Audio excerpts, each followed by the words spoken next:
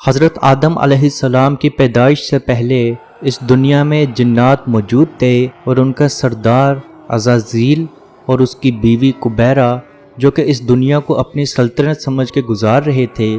ویسے تو آپ سب لوگ یہ جانتے ہوں گے کہ جنات کو آگ سے پیدا کیا گیا ہے، جس میں اسست عام یعنی کہ عام آگ، ابب مراکش وہ آگ جو خود سے وجود میں نہ آئی ہو، افسو وفافو وہ آگ جو نظر نہ آئے، مکل متمام وہ آگ جو پانی کی مثل ہو، دہم دست سفید آگ، جستکم دوزخ کی آگ، المدیناسو جنت کی آگ۔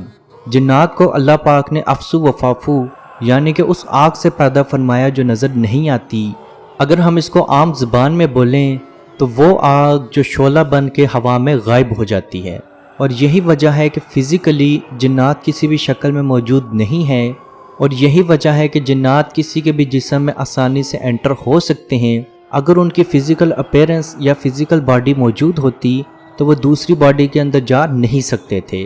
جادوگر جادو کے لیے جنات یا جنات کے بادشاہ عزازیل کی عبادت کرتا ہے، اور بدلے میں جنات اس کا کہا مانتے ہیں، اور جب تک جادوگر ان کی عبادت کرتا رہتا ہے تو جنات اس کے حکم کے ماتحت رہتے ہیں، اور جب وہ جادوگر ان جنات کی عبادت کرنا چھوڑ دے تو وہ جنات اس جادوگر کی زندگی تک واپس لے لیتے ہیں۔ جنات کی 5 اقسام ہیں، جس میں غزل دام، کہن دلام، مرماستد، بسم بلابو اور جگر ممتاز ہیں۔ غزل دام یہ جنات تعداد میں سب سے زیادہ دنیا پہ پائے جاتے ہیں، اور یہی جنات زیادہ تر بچوں کے ساتھ کھیلنے یا تنگ کرنے کے لیے پائے جاتے ہیں۔ یہ جنات انسان کے پاس رہنا یا انسان کے دکھ کے اندر شریک ہونا بہت زیادہ پسند کرتے ہیں۔ یہ انسان کی پریشانی کی مہک کو بہت زیادہ پسند کرتے ہیں، اور آہستہ آہستہ اسی انسان کے ساتھ رہنا شروع ہو جاتے ہیں۔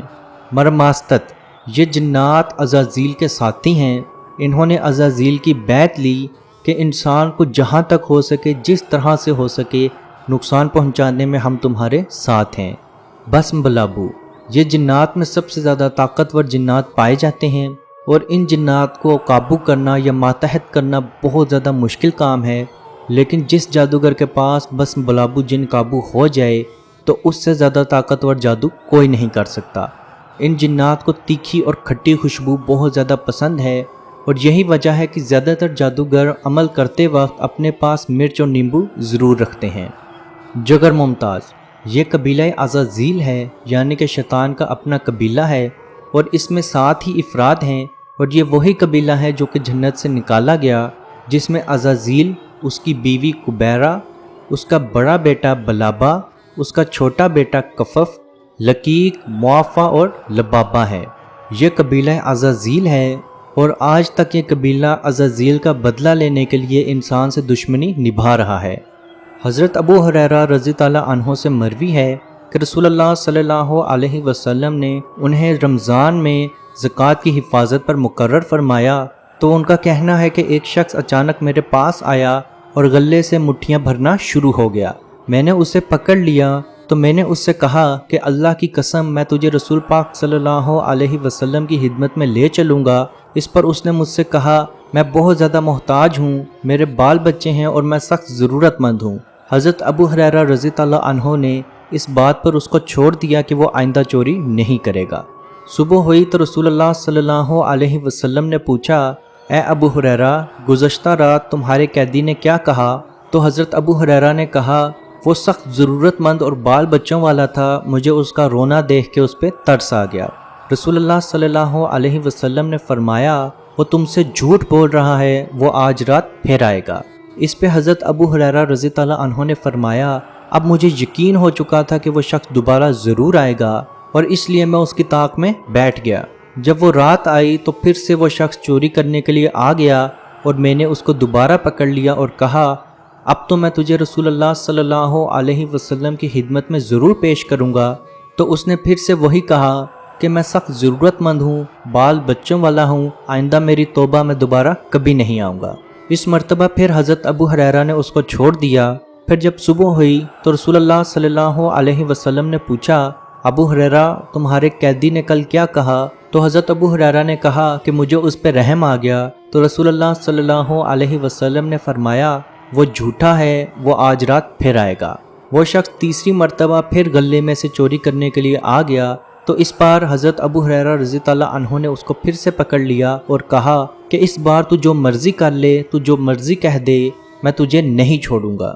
تو مجھے ہر مرتبہ یقین دلاتا ہے لیکن تو باز نہیں آتا۔ تو اس نے کہا اس مرتبہ تو مجھے چھوڑ دے، میں تجھے ایسے کلمات سکھاؤں گا جس سے اللہ تجھے بہت زیادہ فائدہ پہنچائے گا۔ میں نے اس سے پوچھا وہ کلمات کیا ہیں؟ تو اس نے کہا جب تم بستر پر لیٹنے کے لیے جاؤ تو آیت الکرسی پڑھ لیا کرو، ایک نگران فرشتہ اللہ تعالیٰ کی طرف سے تمہاری حفاظت کے لیے مقرر کر دیا جائے گا اور شیطان تک تمہارے قریب نہیں آ پائے گا۔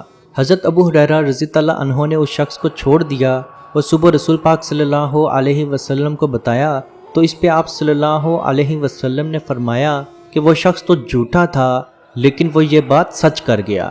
ابو ہریرہ کیا تم جانتے ہو کہ 3 راتوں سے تمہارا معاملہ کس کے ساتھ پیش آ رہا تھا؟ تو انہوں نے کہا مجھے نہیں معلوم۔ تو آپ صلی اللہ علیہ وسلم نے فرمایا کہ وہ شیطان تھا۔ عزیز دوستو، اس روایت سے یہ چیز صاف صاف ظاہر ہے کہ جو شخص آیت الکرسی رات سونے سے پہلے آیت الکرسی کی تلاوت کر لے تو شیطان یا جنات اس کے قریب نہیں آتے، اور نبی کریم صلی اللہ علیہ وسلم کا فرمان ہے جو شخص رات سونے سے پہلے سورہ بقرہ کی آخری 2 آیات کی تلاوت کر لے تو وہ اس کے لیے کافی ہیں۔ تو عزیز دوستو، آپ پہ کسی بھی طرح کا جادو کیوں نہ ہو یا آپ پہ جنات کا معاملہ کیوں نہ ہو، آپ رات سونے سے پہلے 1 مرتبہ آیت الکرسی جو کہ سورہ بقرہ کی آیت نمبر 255 ہے اور سورہ بقرہ کی آخری 2 آیات جو کہ 285 اور 286 ہے، ان دونوں کی آپ تلاوت ضرور کر کے سویا کریں، اور انشاءاللہ اللہ پاک کے حکم سے آپ کا تمام جادو، تمام پریشانیاں، تمام مشکلات مکمل طور پہ ختم ہو جائیں گی۔ اللہ پاک سے دعا ہے کہ ہم سب کو اپنے حفظ و ایمان میں رکھے اور کشمیر کے بھائیوں پہ خصوصی رحم فرمائے اور ان کو آزادی کی نعمت عطا فرمائے۔ آمین۔ اللہ حافظ۔ یا رسول اللہ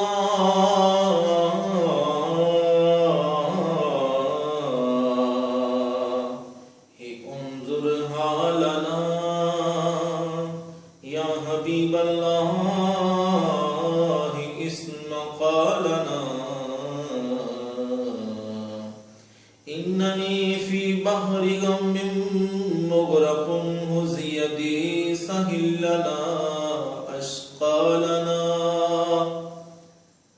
اے مالک و مولا کریم آقا صلی اللہ تعالی علیہ وسلم کے توسل کے ساتھ، اے مالک ہمارے اٹھے ہوئے ان گندے ہاتھوں کی طرف نہ دیکھ، مالک اپنا رحم اور اپنا کرم فرما، مقبوضہ کشمیر کے مسلمانوں کو آزادی کی نعمت سے مالا مال فرما۔ اے اللہ، اس حال کے اندر جب کہ ان پر ظلم و ستم ہو رہے ہیں، اس قدر ان پر مصائب اور آلام ہیں، اے مالک و مولا اس ماہ مقدس کی مقدس گھڑیوں کا صدقہ اے اللہ کشمیر کے مسلمانوں کو آزادی کی نعمت سے مالا مال فرما۔ اے مالک جو ان پر مصائب اور آلام بارش کی طرح برس رہے ہیں، اے مالک تو اپنا خاص فضل اور اپنا کرم فرما، ان کی اس آزمائش کو، اس امتحان کے اندر ان کو کامیاب فرما، ان کی اس آزمائش کو دور فرما۔ اے مالک و مولا اپنا کرم فرما، ان کو آزادی کی نعمت سے مالا مال فرما۔ اے مالک ہم گناہگار سیاکار جو بھی ہیں تیرے محبوب کی امتی ہیں، تجھے تیرے نبی علیہ السلام کا، اس کی محبوبیت کا واسطہ دے کر تجھ سے دعا مانگتے ہیں۔ اے مالک کشمیر کے مسلمانوں کو آزادی کی نعمت سے مالا مال فرما۔ اے مالک ملک پاکستان کو استحکام عطا فرما، ملک پاکستان کی سرحدوں کی خیر فرما، ملک پاکستان کی سرحدوں پر پہرا دینے والے نوجوانوں کو الہ العالمین ہمت اور حوصلہ عطا فرما۔ ملک پاکستان اور دنیا کے اندر اسلامی مملکت کے جتنے بھی حکمران ہیں، اے مالک ان کو شرم و حیا عطا فرما۔ اے مالک ان کو کفار کی آنکھوں میں آنکھیں ڈال کر بات کرنے کا حوصلہ اور ہمت عطا فرما۔ اے مالک و مولا اسلامی ملکوں کو اکٹھے ہو کر اے مالک و مولا کشمیر کی سلامتی کے لیے، حق حدرادیت کے لیے آواز اٹھانے کی توفیق عطا فرما۔ اللہم ربنا تقبل منا انکا انت السمیع العلیم وتب علینا یا مولانا انکا انت التواب الرحیم۔